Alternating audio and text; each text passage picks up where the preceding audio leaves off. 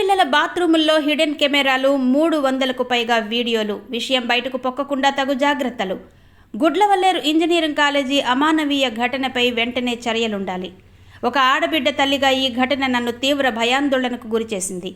చదువు సంస్కారం నేర్పాల్సిన విద్యా సంస్థలు పిల్లలకు ఏం నేర్పుతున్నాయోనన్న ఆలోచనలో పడేసింది. ఉన్నత చదువుల కోసం ఆడపిల్లలను కాలేజీకి పంపితే వారి మాన ప్రాణాలకు రక్షణ లేదని ఈ ఘటనే మరో నిదర్శనం.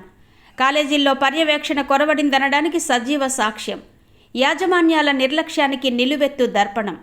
కాసుల కక్కుర్తి తప్ప భద్రతా ప్రమాణాలు గాలి కొదిలేశారనే దానికి ఈ ఘటనే ఉదాహరణ. ఈ ఘటనపై సాధారణ విచారణ కాదు, ఫాస్ట్ ట్రాక్ విచారణ జరగాలి. తక్షణం ఉన్నత స్థాయి కమిటీ వేయాలి. సీనియర్ ఐపీఎస్ అధికారులతో విచారణ జరగాలి. బాత్రూముల్లో కెమెరాలు పెట్టింది ఎవరో వెంటనే తేల్చాలి. రాజకీయ నాయకుడి కొడుకా కూతురా కాదు, కెమెరాలు పెట్టింది ఎవరైనా ఎంతటి వారైనా కఠినంగా శిక్షించాల్సిందే. మరోసారి ఇలాంటి అఘాయిత్యానికి ఒడిగట్టాలంటే భయపడేలా చర్యలుండాల్సిందే. బాత్రూముల్లో రికార్డైన ఏ వీడియో కూడా పబ్లిక్ కాకుండా చూడాలని పోలీస్ శాఖకు విజ్ఞప్తి చేస్తున్నాం. వచ్చే వారంలోపు చర్యలు చేపట్టకపోతే నేను కాలేజీని సందర్శిస్తా.